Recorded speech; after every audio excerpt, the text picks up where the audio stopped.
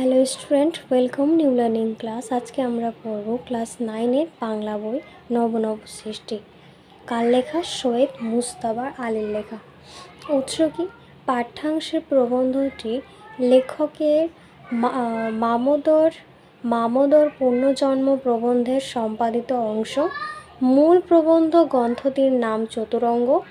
1960 খ্রিস্টাব্দে বেঙ্গল পাবলিশার্স থেকে এটি প্রকাশিত হয়েছে। এই অধ্যায়ে যে বড় কোশ্চেনগুলো আছে সেগুলো আজকে ডিসকাস করব, তবে তার আগে বিষয় সংক্ষেপ সম্পর্কে জেনে নেওয়া যাক।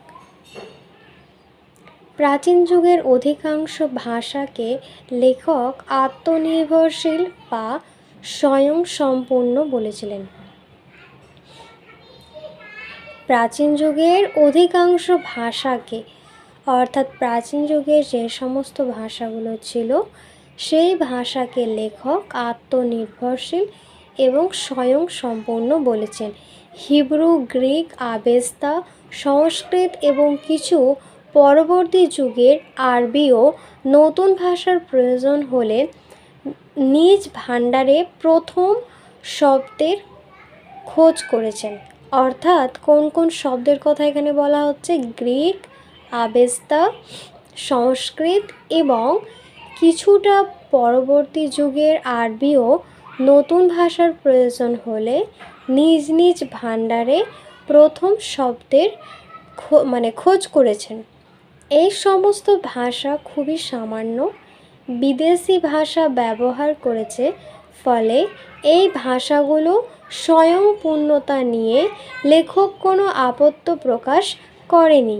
এই বিচার অনুযায়ী লেখক বর্তমান যুগের বাংলা এবং ইংরেজিকে অন্য ভাষার ওপরে নির্ভরশীল বলেছিলেন, কারণ বাংলা এবং ইংরেজি প্রয়োজন ছাড়া বিদেশি শব্দ ব্যবহার করে। পাঠান মোগল যুগে আরবি, ফার্সি শব্দের খুব বেশি প্রচলনের ফলে এই দুই ভাষা থেকে বাংলা ভাষায় প্রচুর শব্দ প্রবেশ করেছে। তাহলে এখানে কি বলা হলো? যে প্রাচীন যুগের যে ভাষা ছিল সেই ভাষাটা লেখকের খুব আত্মনির্ভরশীল এবং স্বয়ংসম্পূর্ণ বলেছিলেন। এখানে হিব্রু, গ্রিক, আবেস্তা, সংস্কৃত, আরবি নতুন ভাষার প্রয়োজন হলে কি করত? আগে প্রথমে নিজের শব্দ ভাণ্ডারে শব্দটা বা ভাষাটা খোঁজ করত, এবং এই সমস্ত ভাষা খুব সামান্য বিদেশি ভাষা ব্যবহার করেছে, ফলে এখানে কি হয়েছে? লেখকের কোনো আপত্তি প্রকাশ করেনি। এবং বর্তমানে দেখা যাচ্ছে কি বাংলা এবং ইংরেজি অন্য ভাষার ওপরে নির্ভরশীল বলেছেন, কারণ বাংলা এবং ইংরেজি প্রয়োজন ছাড়া বিদেশি শব্দ ব্যবহার করে। আর পাঠান মোগল যুগে আরবি ফার্সি শব্দের খুব বেশি প্রচলনের ফলে এই দুই ভাষা থেকে বাংলা ভাষায় প্রচুর শব্দ প্রবেশ করেছে। বাংলা ভাষায় বিদেশি শব্দের যোগ ও ব্যবহার ঠিক কিনা এই প্রসঙ্গে লেখক খুব স্পষ্টভাবে বলেছেন যে বিদেশি শব্দ বাংলা ভাষায় প্রবেশ করবে, সে বিষয়ে কোনো সন্দেহ নেই। মানে বাংলা ভাষার যে বিদেশি শব্দ যোগ এবং ব্যবহার ঠিক কিনা এই প্রসঙ্গে লেখক খুব স্পষ্টভাবে বলেছেন যে বিদেশি শব্দ বাংলা ভাষায় প্রবেশ করবে, সে বিষয়ে কোনো সন্দেহই নেই। আলুকপি বা বিলিতি ওষুধের ব্যবহার যেমন রোজ বাড়ছে, তেমনি বাংলা ভাষাতে বিদেশি শব্দ থেকে যাবে, আরও নতুন শব্দের প্রবেশ ঘটবে। হিন্দি ভাষার তরুণ সাহিত্যিকরা হিন্দি ভাষা থেকে আরবি, ফার্সি, ইংরেজি ভাষার ব্যবহার বন্ধ করার প্রচেষ্টা শুরু করেছিলেন। তাদের এই চেষ্টার ফলাফল ভালো না মন্দ হবে সে কথা ভবিষ্যৎ বলবে, তবে রবীন্দ্রনাথ, নজরুল বা বিদ্যাসাগর বাংলা ভাষার অনায়াসে বিদেশি শব্দ ব্যবহার করেছেন। এমনকি হিন্দি ভাষায় বঙ্কিমচন্দ্র হিসেবে পরিচিত মুন্সি প্রেমচন্দ্র হিন্দি ভাষায় আরবি, ফার্সি শব্দের ব্যবহার করেছেন। এই প্রসঙ্গে লেখক বলেছেন যে রচনার ভাষা তার বিষয়বস্তুর ওপর নির্ভরশীল। বিষয় অনুযায়ী বাঙালি সাহিত্যিকরা তাদের ভাষা বেছে নিয়েছেন। শঙ্কর দর্শনের ভাষা সংস্কৃত ঘেঁষা হবে, আবার মোগলাই রেস্তোয়ারা ভাষা হুতম প্যাঁচার নকশায় ব্যবহৃত ভাষার মতোই হবে। বসুমতী পত্রিকার সম্পাদক কে ছিলেন? ভাষার গাম্ভীর্য থাকলেও বাঁকা চোখের ভবিষ্যতে রয়েছে চটুলতা। নব নব সৃষ্টির রচনাংশে কোন কোন ভাষাকে লেখক সৈয়দ মুজতবা আলী বলেছেন আত্মনির্ভরশীল? নব নব সৃষ্টির রচনাংশের লেখক প্রাচীন যুগের হিব্রু, গ্রিক, আবেস্তা, সংস্কৃত এবং আরবি ভাষাকে আত্মনির্ভরশীলতা বলেছেন। কোনো নতুন চিন্তা বা অনুভূতি বোঝানোর জন্য নবীন শব্দের প্রয়োজন হলে সংস্কৃত ভাষা কী করে? নতুন চিন্তা বা অনুভূতি বোঝাতে সংস্কৃত তার নিজের ভাণ্ডারের কোনো ধাতু বা শব্দের সামান্য পরিবর্তন ঘটিয়ে নতুন শব্দ তৈরি করার চেষ্টা করে। সংস্কৃতকে আত্মনির্ভরশীল ভাষা বলতে লেখকের আপত্তি নেই কেন? সংস্কৃত ভাষা অন্য কোনো ভাষার ওপরে নির্ভরশীল না হয়ে নিজের ভাণ্ডার খোঁজ করার মাধ্যমে নতুন শব্দ তৈরি করার চেষ্টা করে। প্রাচীন যুগের সব ভাষাই তাই। প্রাচীন যুগের কোন কোন ভাষার কথা লেখক এখানে উল্লেখ করেছেন? প্রাচীন যুগের সংস্কৃত, হিব্রু, গ্রিক, আবেস্তা এবং কিছুটা পরবর্তী যুগের আরবি ভাষার কথা বলেছেন। লেখক সৈয়দ মুজতবা আলীর মতে বর্তমান যুগে কোন কোন ভাষা আত্মনির্ভরশীল নয়? লেখক সৈয়দ মুজতবা আলীর মতে বর্তমান যুগে ইংরেজি এবং বাংলা ভাষা আত্মনির্ভরশীল নয়। পাঠান মোগল যুগে আরবি ও ফার্সি থেকে শব্দ গ্রহণ করতে হয়েছিল কেন? পাঠান মোগল যুগে আইন আদালত, খাজনা খারিজ, নতুন করে দেখা দেওয়ায় আরবি ফার্সি শব্দ থেকে নতুন শব্দ গ্রহণ করতে হয়। নব নব সৃষ্টির রচনাংশের লেখক সৈয়দ মুজতবা আলী কোন প্রশ্নকে অবান্তর বলেছিলেন? ভাষার বিদেশি শব্দগ্রহণ ভালো না মন্দ, এই প্রশ্নকে লেখক সৈয়দ মুজতবা আলী অবান্তর বলেছেন। সে সম্বন্ধে কারো কোনো সন্দেহ নেই। কোন বিষয়ে কারো কোনো সন্দেহ নেই? শিক্ষার মাধ্যমরূপে ইংরেজির বদলে বাংলা গ্রহণ করলে প্রচুর পরিমাণে ইউরোপীয় শব্দ বাংলার মধ্যে প্রবেশ করবে, আর এই বিষয়ে কারো কোনো সন্দেহ নেই। তাহলে কোন বিষয়ে? ইংরেজির বদলে বাংলা গ্রহণ করলে প্রচুর পরিমাণে ইউরোপীয় শব্দ বাংলার মধ্যে প্রবেশ করবে, তাই এই বিষয়ে কারো কোনো সন্দেহ নেই। নব নব সৃষ্টি রচনাংশের লেখক রান্নাঘর থেকে কি কি তাড়ানো মুশকিল বলেছিলেন? নব নব সৃষ্টির রচনাংশে রান্নাঘর থেকে আলু, কপি জাতীয় বিদেশি সবজি তাড়ানো মুশকিল বলেছিলেন লেখক। হিন্দি উপস্থিত সেই চেষ্টাই করছে। হিন্দি কোন চেষ্টা করছে? হিন্দি থেকে আরবি, ফার্সি এবং ইংরেজি শব্দ তাড়িয়ে দেওয়ার চেষ্টার কথা বলা হচ্ছে। নতুন আমদানি বন্ধ করা যাবে না। কোন প্রসঙ্গে লেখক এরূপ বলেছেন? বিদেশি দ্রব্যের ব্যবহারের মতো বিদেশি ভাষাও মাতৃভাষায় থাকবে এবং তাদের আশা বন্ধ করা যাবে না। এই প্রসঙ্গে লেখক এই কথা বলেছেন। বহু সাহিত্যিক উঠে পড়ে লেগেছেন। লেখক কোন ভাষায় সাহিত্যিকদের কথা বলেছেন? লেখক হিন্দি ভাষায় সাহিত্যিকদের কথা বলেছেন। বহু সাহিত্যিক উঠে পড়ে লিখেছেন। বহু সাহিত্যিক কোন কাজে তৎপর হয়েছেন?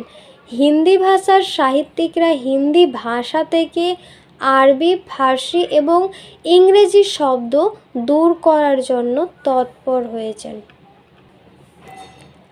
চেষ্টার ফল আমি হয়তো দেখে যেতে পারবো না। কোন চেষ্টার কথা এখানে বলা হয়েছে? হিন্দি ভাষা থেকে আরবি, ফার্সি বা ইংরেজির মতো ভাষা দূর করার চেষ্টার কথা বলা হয়েছে।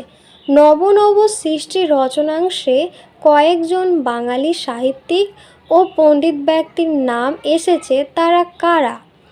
আলোচ্য রচনাংশে রবীন্দ্রনাথ, নজরুল, বিদ্যাসাগর, হরপ্রসাদ শাস্ত্রী, বঙ্কিমচন্দ্র, আলাল যেটা হচ্ছে প্যারীচাঁদ, হুতম যেটা হচ্ছে কালীপ্রসন্ন এর নাম পাওয়া যায়। রবীন্দ্রনাথ স্বছন্দে লিখেছেন। রবীন্দ্রনাথ কি লেখার কথা বলেছেন সৈয়দ মুজতবা আলী? বাংলা ভাষায় আরবি ফার্সি শব্দ খুব স্বচ্ছন্দে ব্যবহার করে রবীন্দ্রনাথ লিখেছেন আব্রু দিয়ে, ইজ্জত দিয়ে প্রভৃতি, মানে এটা তিনি লিখেছিলেন। তাহলে রবীন্দ্রনাথ স্বচ্ছন্দে কী লিখেছেন? আব্রু দিয়ে, ইজ্জত দিয়ে। নজরুল ইসলাম বাংলা ভাষায় আরবি ফার্সি শব্দ ব্যবহার করেছেন, তার কি কি উদাহরণ দিয়েছেন সৈয়দ মুজতবা আলী? নজরুল ইসলাম ইনকিলাব এবং শহীদ প্রভৃতি আরবি ফার্সি শব্দ বাংলা ভাষায় ব্যবহার করেছিলেন। নব নব সৃষ্টি রচনাংশে ব্যবহৃত আলাল ও হুতম কাদের লেখা কি গ্রন্থ? অথবা এই কোশ্চেনটা হতে পারে আলাল ও হুতম এর ভাষা। আলাল ও হুতম কি? আলাল হলো আলালের ঘরের দুলাল, লেখক হচ্ছে প্যারীচাঁদ মিত্র। হুতম হলো হুতম প্যাঁচার নকশা, লেখক হলো কালীপ্রসন্ন সিংহ। হিন্দি ভাষা সাহিত্যের বঙ্কিম কাকে বলা হয়? হিন্দি ভাষা সাহিত্যের বঙ্কিম বলা হয় বিখ্যাত সাহিত্যিক মুন্সি প্রেমচাঁদকে। এবার হচ্ছে বড় কোশ্চেন, প্রত্যেকটা কোশ্চেনের মান হচ্ছে কত? 3। সংস্কৃত ভাষা আত্মনির্ভরশীল। কেন সংস্কৃত ভাষা সম্পর্কে এই কথা বলা হয়েছে? লেখক সৈয়দ মুজতবা আলী সংস্কৃত ভাষাকে আত্মনির্ভরশীল বলেছেন। তার মতে কোনো নতুন চিন্তা অনুভূতি প্রকাশের জন্য নতুন শব্দের প্রয়োজন হলে সংস্কৃত ভাষা ছাড়া সংস্কৃত ভাষা তা অন্য ভাষা থেকে ধার করার কথা কখনোই ভাবে না। মানে সে সবসময় নিজের মধ্যে নতুন কোনো শব্দ খোঁজার চেষ্টা করে, পরিবর্তে নিজের শব্দ ভাণ্ডারে তার খোঁজ করে। সেখানে খোঁজ করা হয় যে এমন কোনো ধাতু বা শব্দ আছে কি না যা সামান্য অদল বদল করে কিংবা পুরনো ধাতু দিয়ে নতুন শব্দ তৈরি করা যেতে পারে। এই কারণে সংস্কৃতকে একটি স্বয়ংসম্পূর্ণ বা আত্মনির্ভরশীল ভাষা বলা হয়েছে। প্রশ্ন হচ্ছে সংস্কৃত ভাষা আত্মনির্ভরশীল। কেন সংস্কৃত ভাষা সম্পর্কে এ কথা বলা হয়েছে? বা এখানে প্রশ্ন হতে পারে সংস্কৃত ভাষাকে আত্মনির্ভরশীলতা কেন বলা হয়েছে, বা সংস্কৃত ভাষাকে কেন স্বয়ংসম্পূর্ণ বলা হয়? লেখক সৈয়দ মুজতবা আলীর মতে সংস্কৃত ভাষাকে তিনি আত্মনির্ভরশীল ভাষা বলেছেন। কেন বলেছিলেন? কারণ তিনি সবসময় নিজের মধ্যে নতুন শব্দ খুঁজে বের করার চেষ্টা করে, অর্থাৎ অন্যের শব্দ ধার করে না বা অন্যের শব্দ সে নেই না। অর্থাৎ সেখানে খোঁজ করা যে কোনো শব্দ বা ধাতু আছে যেটাকে সামান্য অদল বদল করে একটা নতুন শব্দ তৈরি করে। সেই কারণে সংস্কৃতকে স্বয়ংসম্পূর্ণ বা আত্মনির্ভরশীল বলা হয়েছে। কেন আত্মনির্ভরশীল বা স্বয়ংসম্পূর্ণ? এই কারণেই বলা হয়েছে সে নিজের ওপরে নির্ভরশীল। তার কোনো নতুন শব্দের দরকার হলে সে নিজের ভাণ্ডারের নিজের শব্দ ভাণ্ডারের মধ্যেই নতুন কোনো শব্দ খুঁজে বের করার চেষ্টা করে, অন্যের ওপর নির্ভরশীল করে না। তাই তাকে স্বয়ংসম্পূর্ণ বা আত্মনির্ভরশীল ভাষা বলা হয়। বিদেশি শব্দ নেওয়া ভালো না মন্দ সে প্রশ্ন অবান্তর। কেন লেখক এ কথা বলেছেন তা আলোচনা করো। বাংলা ভাষা কখনোই আত্মনির্ভরশীল নয়। প্রয়োজনে অপ্রয়োজনে আমরা ভিন্ন ভিন্ন ভাষা থেকে শব্দ নিয়েছি এবং সেই প্রক্রিয়া এখনও বজায় রয়েছে। পাঠান ও মোগল যুগে আইন আদালত ইত্যাদি প্রসঙ্গে প্রচুর আরবি ও ফার্সি শব্দ গ্রহণ করা হয়েছে। পরবর্তী যুগে ইংরেজি ভাষা থেকে এই শব্দ নেওয়া হয়েছে। তার পরিমাণ এতটাই বেশি যে এ নিয়ে প্রশ্ন তোলার অর্থ হয় না। লেখকের মতে শিক্ষার মাধ্যমরূপে ইংরেজিকে বর্জন করে বাংলা গ্রহণ করার পরে এই প্রবণতা আরও বাড়বে। ফলে বিদেশি শব্দের আমদানি করার ভাবনা যখন বন্ধ করা যাবে না, সেক্ষেত্রে তার ভালো মন্দ নিয়ে ভাবা নিতান্ত অর্থহীন। অর্থাৎ এখানে বলা হচ্ছে কি যে বিদেশি শব্দ নেওয়া ভালো না মন্দ সে প্রশ্ন অবান্তর। কেন? কারণ বাংলা কখনোই আত্মনির্ভরশীল নয়।